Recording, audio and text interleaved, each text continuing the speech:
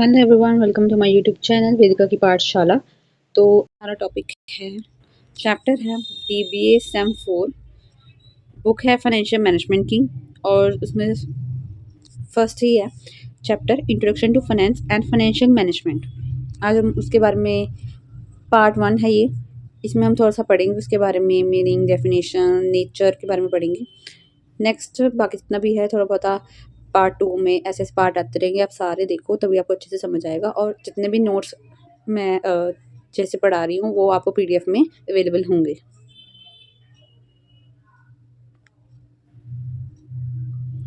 तो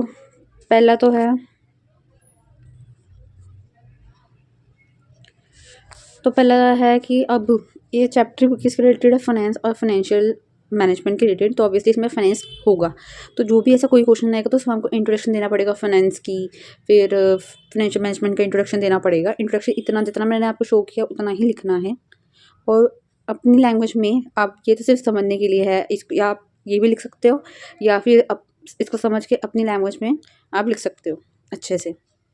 तो स्टार्ट करते हैं इंट्रोडक्शन टू फाइनेंस, जिसमें बताया कि जो फाइनेंस है refers to the management of money and other financial resources. वो बोलते हैं कि जो फाइनेंस है वो है क्या।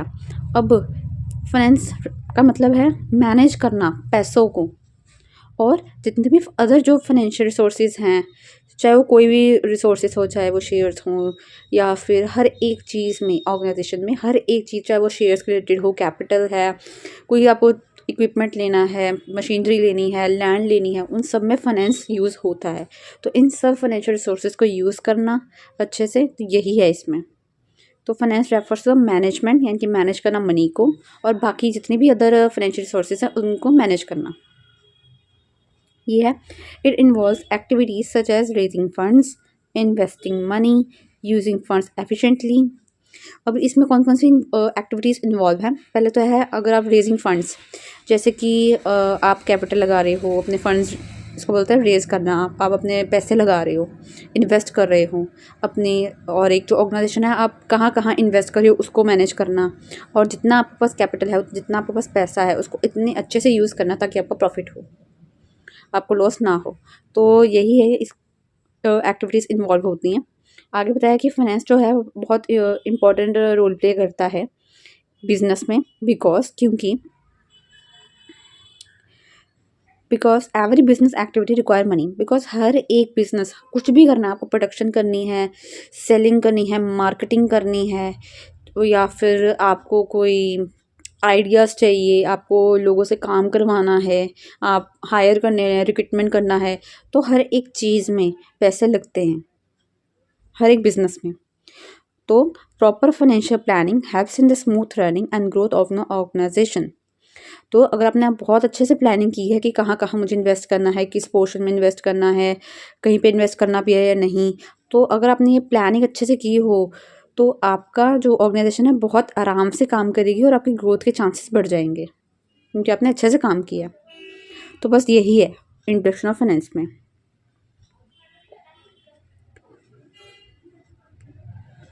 तो नेक्स्ट है इंट्रोडक्शन टू फाइनेंशियल मैनेजमेंट।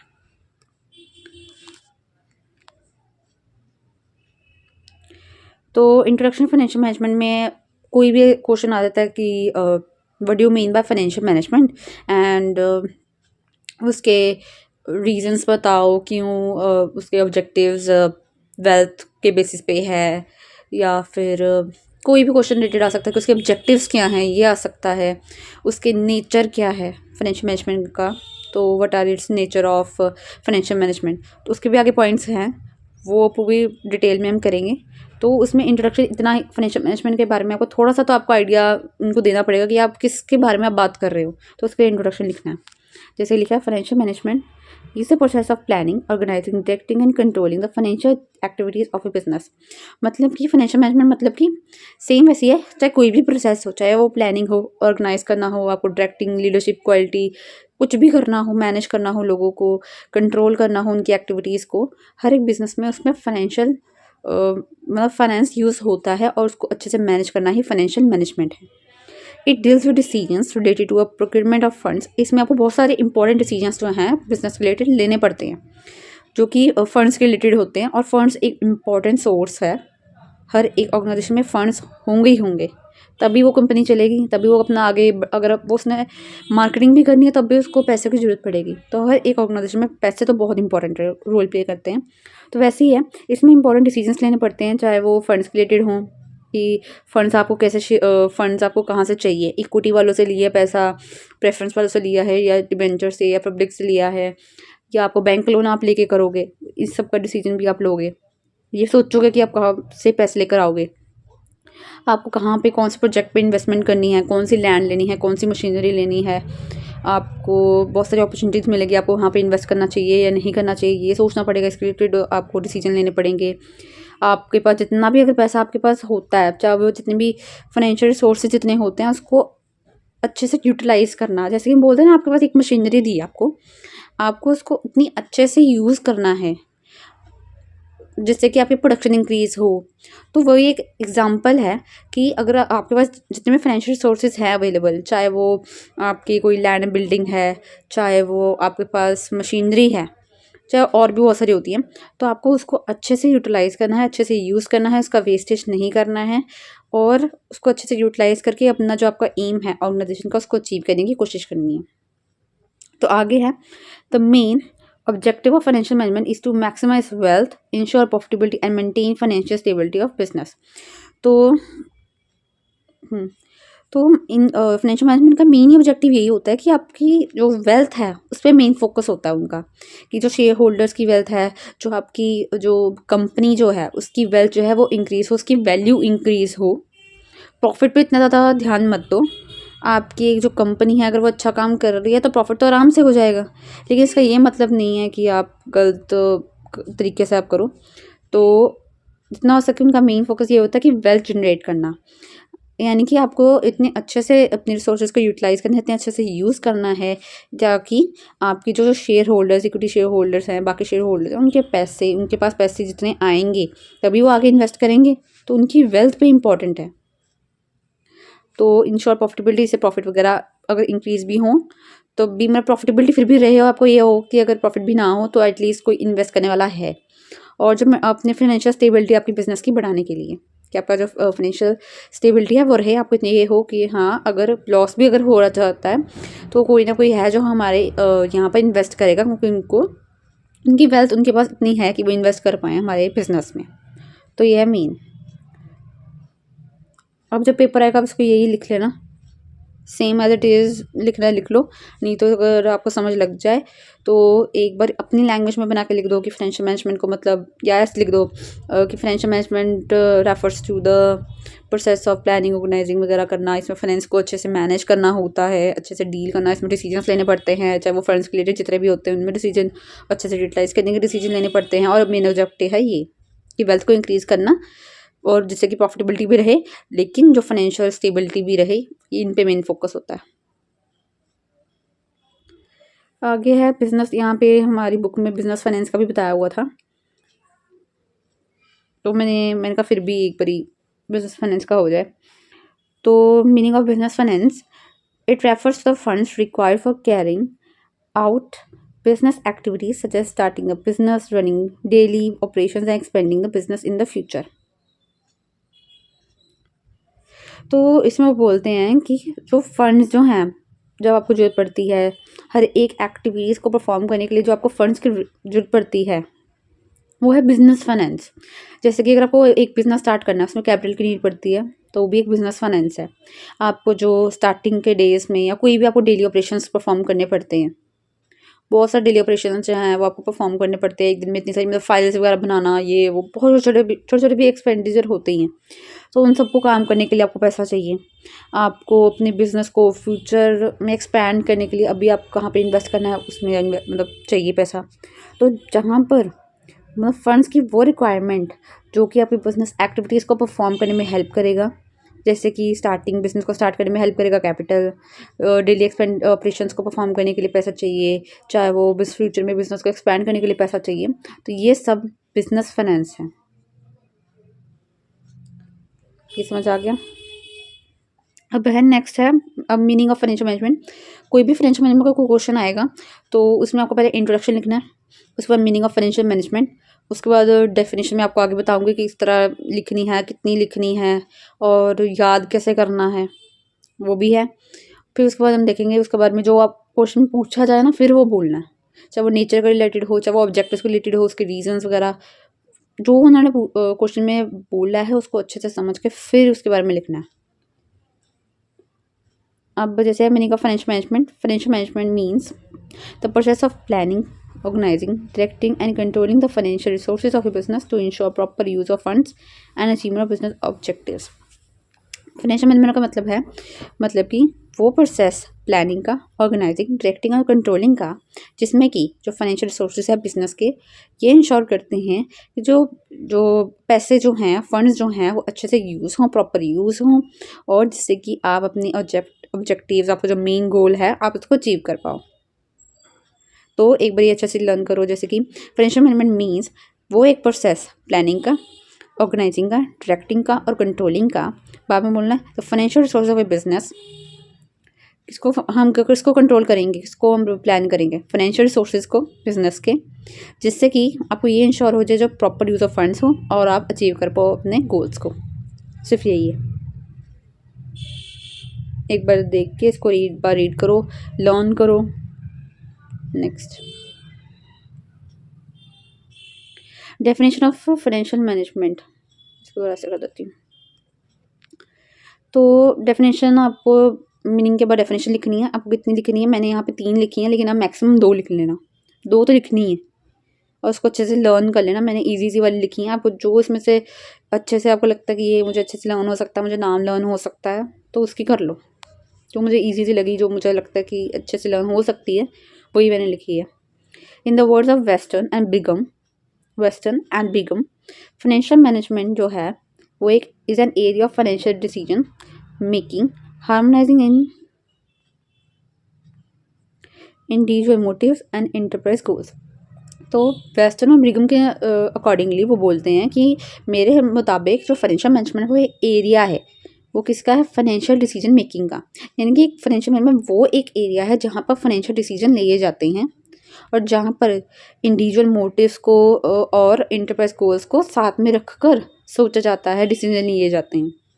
तो उन्होंने फाइनेंशियल मैनेजमेंट को एक एरिया बोल दिया जहाँ पर उनकी डिसीजन मेकिंग होती है, डिसीजन लिए जाते हैं, जहाँ पर इंडिविजुअल के अपने पर्सनल मोटिव्स और जो एंटरप्राइज का मेन जो गोल है उस सबको हार्मोनाइज यानी कि उसको बैलेंस रखा जाता है। ऐसा नहीं कि हमारा मेन गोल ही अचीव बिजनेस के गोल्स को अचीव करना है लेकिन आप अपने एम्प्लॉयज़ के जो उनके जो गोल हैं उनको अच्छी सैलरी वगैरह उस पर ध्यान ही नहीं दे रहे, तो वो नहीं है। यहाँ पर दोनों को बैलेंस में रखा जाता है। तो यही है।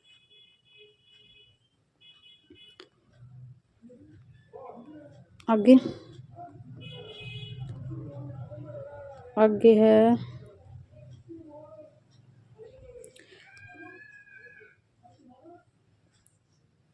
According to J.L. मेसी। तो J.L. मेसी के अकॉर्डिंगली तो वो बोलते हैं फाइनेंशियल मैनेजमेंट जो है is an operational activity of a business that is responsible for obtaining and effectively utilizing the funds necessary for efficient operations।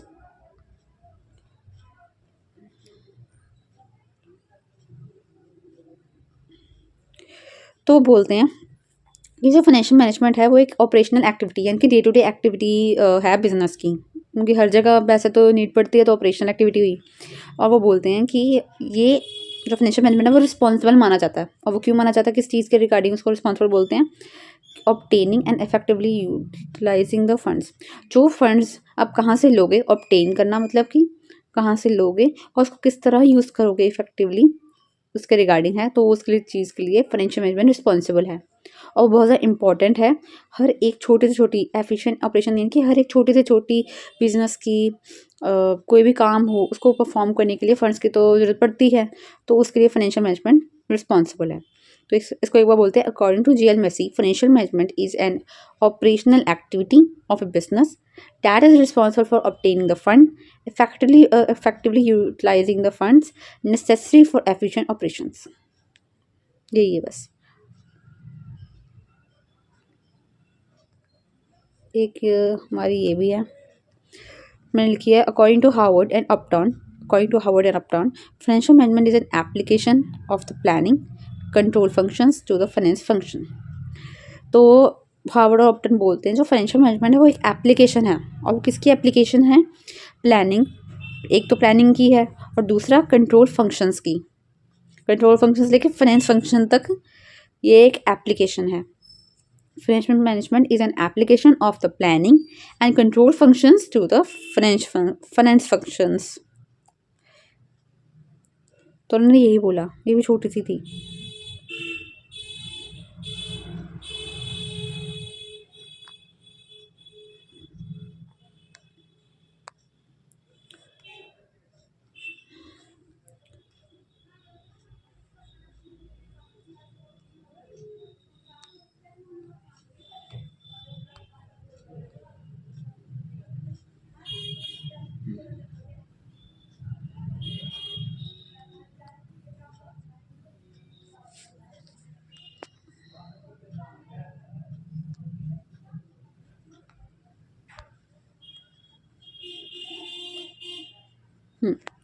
तो बोलते हैं अगला है नेचर ऑफ फाइनेंशियल मैनेजमेंट। उसका नेचर क्या है फाइनेंशियल मैनेजमेंट का? तो आपको सीधा नेचर ऑफ फाइनेंशियल मैनेजमेंट ऐसे नहीं लिखना, पॉइंट्स में आपने लिखना स्टार्ट कर देना है बिना कुछ एक लाइन या कुछ भी लिखे, ऐसा नहीं करना।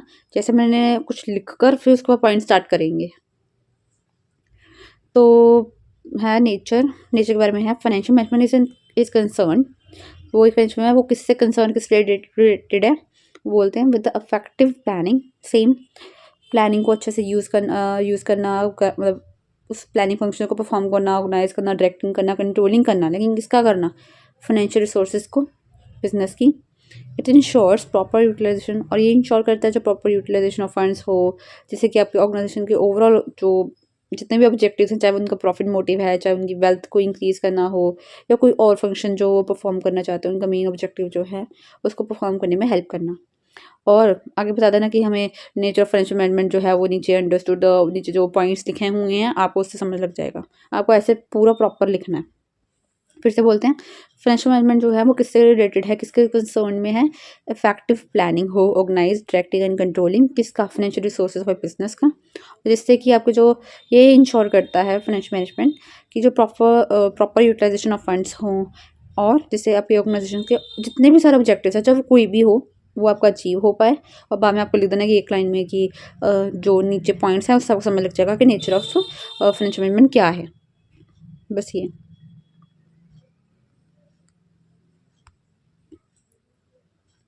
आगे है उसके मैंने ये डायग्राम दे के समझाया है। एक एक पॉइंट को मैं एक एक ऐसे ही एक्सप्लेन करके समझाऊंगी, आप उसको अपने लैंग्वेज में लिख देना। और लेकिन ऐसा का पेपर में ऐसा कोई भी डायग्राम आपको, चाहे ये वाला हो गया या कोई भी और, आपको जो भी आपको सही लगता है आपको डायग्राम बना के आके, जैसे मैंने बनाया हर एक पॉइंट का एक्सप्लेन, जैसे लिखा हुआ ना हर एक पॉइंट, वैसे आपको एक डायग्राम शो करना होगा जिससे अच्छा लगेगा, एक प्रॉपर आंसर लगेगा, आप उसको अच्छे से समझ पाओगे। वो देख के जो भी आपका पेपर चेक करेगा उसको अच्छा लगेगा कि हाँ इसको आता है, इसने प्रॉपरली एक अच्छे मैनर में किया है। तो ये है। तो पहला वाला जो है ये वाला specialised branch of general management. अब इसका मतलब क्या होता है? तो बोलते हैं कि जो फाइनेंशियल मैनेजमेंट है वो एक बहुत ज़्यादा स्पेशलाइज्ड ब्रांच है जनरल मैनेजमेंट की, यानी कि सिंपल जो मैनेजमेंट होती है उसकी एक बहुत इंपॉर्टेंट ब्रांच है फाइनेंशियल मैनेजमेंट, जो कि डील करता है ज़्यादातर फाइनेंशियल मैटर से। जैसे कि आपको फंड्स रेज करने हैं, आपको कहाँ पे इन्वेस्ट करना है, आपको अपनी कॉस्ट को कंट्रोल करना है, ये भी एक फाइनेंस का रिलेटेड हुआ, पैसों के रिलेटेड हुआ, ये भी है। और इसमें आपको स्पेशल नॉलेज चाहिए, स्किल चाहिए, अपने आप मतलब फाइनेंस को किस तरह करना है आपको इसके लिए स्किल चाहिए होगी। तभी आपको एक जैसे बोलते हैं ना फाइनेंशियल एक मैनेजर चाहिए हमें। क्यों चाहिए? क्योंकि वो ही है जो आपको बताएगा कि आपको यहाँ पर आप अपने एक्सपेंसेस को कम कर सकते हो, आपको अपने इस पोर्शन में आपको अपने कैपिटल को रेज़ करना होगा, फंड्स नहीं लगाने होंगे, आपको इक्विटी शेयर इतने देने पड़ेंगे, आप कोई भी आप इक्विपमेंट ले रहे हो तो कितने लेने चाहिए जो आपके लिए ठीक भी हो, आपको काम हो जाए, ज़्यादा एक मतलब ज़्यादा एक्सपेंडिचर ना हो। तो उसके लिए जो होता है यही फाइनेंशियल मैनेजमेंट काम होता है। तो उसके लिए आपको एक नॉलेज चाहिए, स्किल चाहिए इसको काम करने के लिए। तो फर्स्ट वाले में सिंपल यही है, आपको ये लिख देना है कि जो specialised branch of general management, first point इसमें बताया हुआ है कि जो फाइनेंशियल मैनेजमेंट है वो एक स्पेशल ब्रांच है जनरल मैनेजमेंट की, जो कि डील करता है ज़्यादातर फाइनेंस के फाइनेंशियल रिसोर्सेज से, जिसमें कि ये इंक्लूड होते हैं, जिसमें ये एक्टिविटीज़ इंक्लूड होती है, चाहे वो रेजिंग फंड्स हो, इन्वेस्टिंग हो और कंट्रोलिंग कॉस्ट हो। और बता देना है कि आपको ये करने के लिए आपको स्पेशल नॉलेज की ज़रूरत है, स्किल्स की ज़रूरत है फाइनेंस को संभाल के मैनेज करने के लिए। फर्स्ट में यही है। ये है सेकेंड, जिसमें लिखा है इंटीग्रल पार्ट ऑफ मैनेजमेंट। तो इंटीग्रल मतलब कि एसेंशियल और इम्पॉर्टेंट, यानी कि वो सेकंड में बोलते हैं कि जो फाइनेंशियल मैनेजमेंट है वो एक इम्पॉर्टेंट एक हिस्सा है मैनेजमेंट का, इसके बिना कुछ हो ही नहीं पाएगा, तो ये बोल रहे हैं। तो आपने इसमें लिख देना जो फाइनेंशियल मैनेजमेंट वो एक एसेंशियल या फिर एक इम्पॉर्टेंट पार्ट है पूरे एक मैनेजमेंट का, और हर एक मैनेजमेंट को डिसीजन लेने में, चाहे वो प्रोडक्शन में, मार्केटिंग में, ह्यूमन रिसोर्सेज में, कोई भी आपको मैनेजमेंट का कोई भी फंक्शन परफॉर्म करना है तो उसमें आपको फाइनेंशियल इम्प्लीकेशंस की ज़रूरत पड़ेगी, आपको फाइनेंस की ज़रूरत पड़ेगी, कुछ भी करना है आपको। तो ये तो पता लग गया, चाहे वो प्रोडक्शन रिलेटेड हो, आपको प्रोडक्ट लेना है तो उसको रॉ मटेरियल लेने के लिए आपको पैसे चाहिए, आपको बाद में आपको उसको एक लेबलिंग वगैरह पूरा एक अच्छा से उसका होना चाहिए, ब्रांडिंग वगैरह करने में, तो उसमें पैसा चाहिए। आपको बेचना है, उसको सेल करने के लिए आपको मार्केटिंग, आप चाहते हो कि मैं एडवर्टाइजमेंट करूँ, किस तरह से करूँ, उसमें पैसा चाहिए।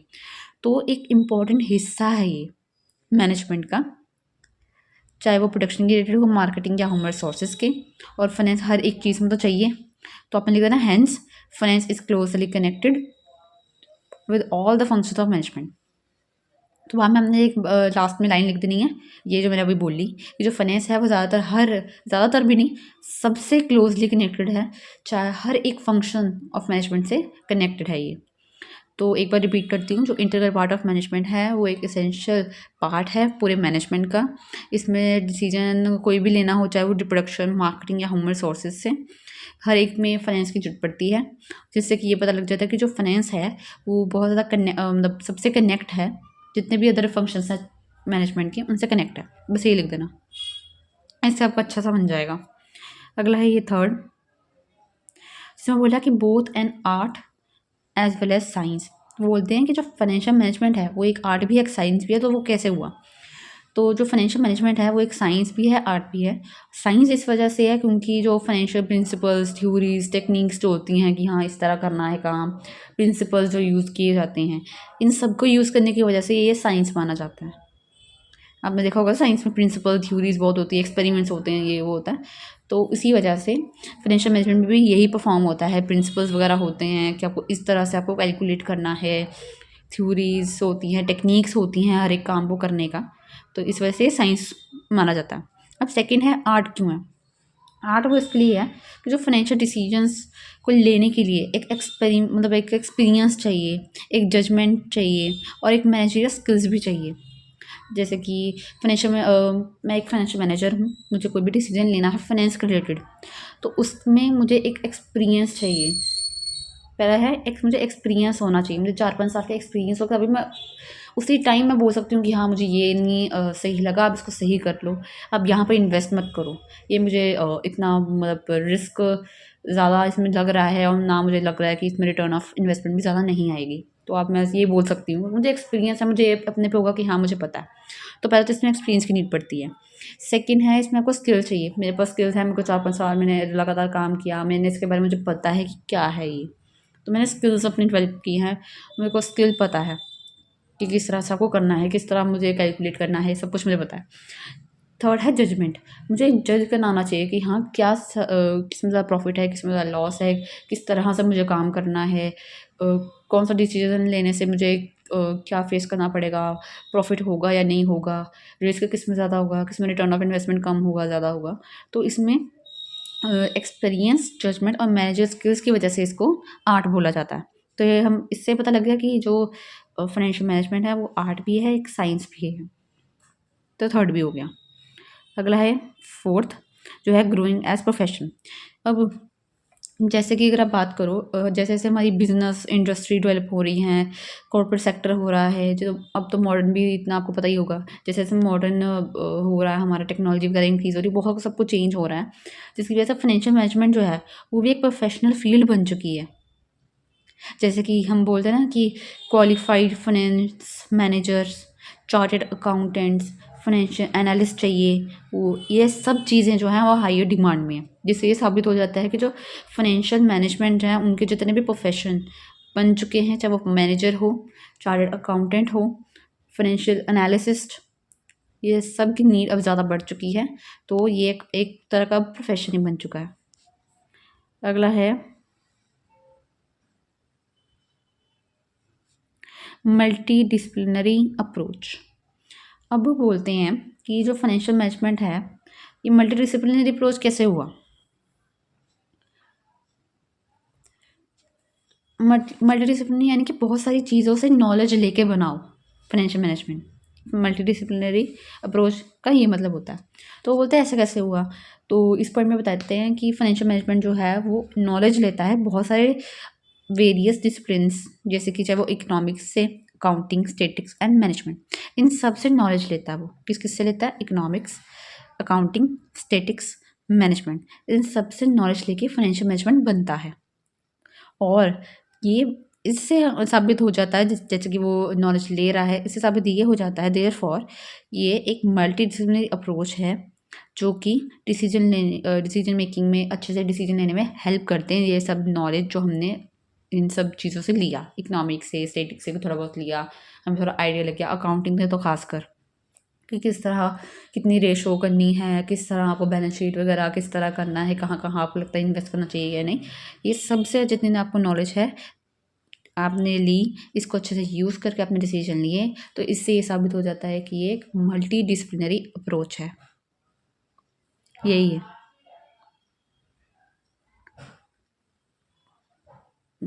यही था।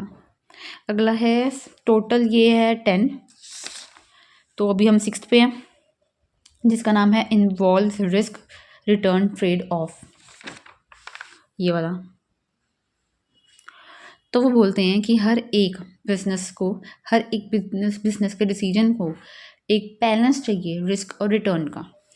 आप कभी उस प्रोजेक्ट में इन्वेस्ट करोगे जिसमें रिस्क ज़्यादा लेकिन आपको रिटर्न में कुछ नहीं मिलेगा, आपको चांस ही नहीं है प्रॉफिट। अगर जैसे कि मैंने इन्वेस्ट किया 20%, रिस्क है 20% मैंने इन्वेस्ट कर दिया, या फिर एग्ज़ाम्पल ये है कि मैंने किसी प्रोजेक्ट में या किसी कंपनी में मैंने अपने 5 लाख इन्वेस्ट कर दिए, लेकिन मेरा जितना भी रिटर्न ऑफ इन्वेस्टमेंट का जो है परसेंट मेरे को मिलना, मैंने चाहे 5 लाख दिए हैं लेकिन मुझे मिलेगा सिर्फ 2 लाख मिलेंगे मुझे, चाहे प्रॉफिट हो, प्रॉफिट के मुझे सिर्फ 2 लाख मिलेंगे मुझे। तो क्या मैं वो लेना चाहूँगी, इन्वेस्ट करना चाहूँगी? 5 लाख दे के मैं 2 लाख ले रही हूँ, तो फिर मेरे को प्रॉफिट तो हुआ नहीं, मेरे को 3 लाख बल्कि नुकसान हो गया। तो ऐसे प्रोजेक्ट में मैं कभी इन्वेस्ट नहीं करूँगी। तो यही है कि हर एक बिजनेस के डिसीजन को, इन्वेस्टमेंट डिसीजंस को लेने के लिए आपको एक बैलेंस चाहिए, रिटर्न आपको कितना आएगा और रिस्क कितना होगा। हाइयर रिस्क तो ये भी देखो कि आपको रिटर्न भी हाईएस्ट ही हो, तो उसमें एक बैलेंस चाहिए। अब हाइयर रिटर्न, अब ज़्यादातर कहते हैं कि अगर आपको ज़्यादा पैसे चाहिए, आपको चाहते हो कि आपको हाइयर रिटर्न हो, तो हाइयर रिस्क इन्वॉल्व होगा। और जो फाइनेंशियल मैनेजमेंट का मेन एम ही यही होता है कि जो रिस्क है, रिटर्न है, उन दोनों में बैलेंस रहे। ऐसा ना हो कि आपको, जो मैंने पहले बोला था कि आपको रिटर्न आपको ज़्यादा ना हो लेकिन रिस्क ज़्यादा हो, ऐसा ना हो। जितना रिस्क उतना ज़्यादा रिटर्न आपको मिलना चाहिए। तो ये एक बैलेंस होना चाहिए। तो involve risk return trade off का यही मतलब है कि बैलेंस रखना। अगला है 7th, जो कि है focus on valuation of the firm. अब इसका मेन ऑब्जेक्टिव है फाइनेंशियल मैनेजमेंट का, वो बताएंगे। अब फाइनेंशियल मैनेजमेंट का मेन ऑब्जेक्टिव यही होता है कि जो आपकी फर्म है, पूरी जो आपकी कंपनी है, उसकी वैल्यू इंक्रीज हो। मतलब कि फॉर एग्जांपल की कंपनीज का नाम लेती हूँ मैं, जैसे कि कोई भी कॉस्मेटिक प्रोडक्ट हो गया,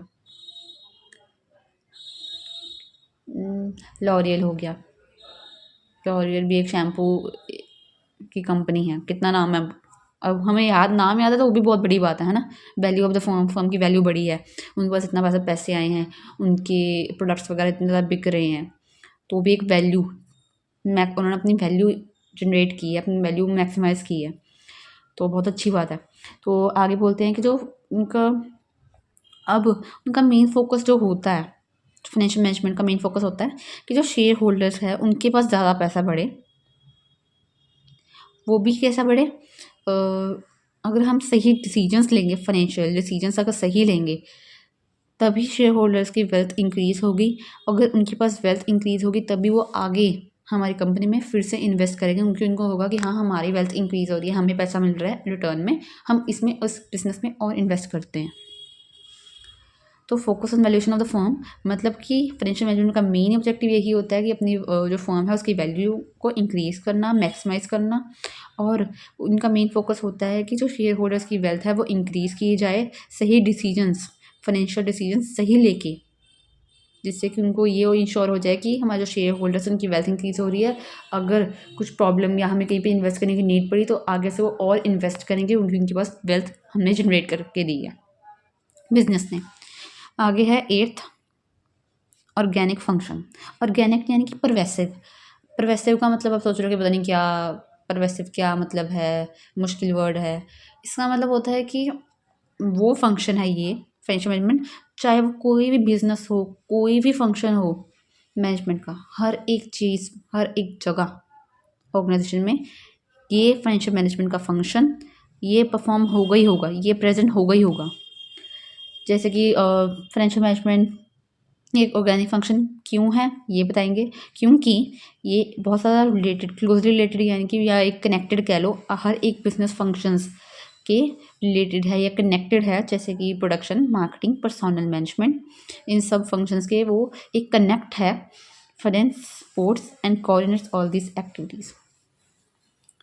फाइनेंशियल मैनेजमेंट जो है वो एक ऑर्गेनिक फंक्शन इसकी वजह से है क्योंकि वो बहुत ज़्यादा कनेक्ट है बाकी के जितने भी बिजनेस के फंक्शंस हैं, production, marketing, human resourcing, personal management, इन सब से कनेक्टेड होने की वजह से आप ये कह सकते हो कि ये एक परवेसिव है, हर एक जगह परफॉर्म किया जाता है।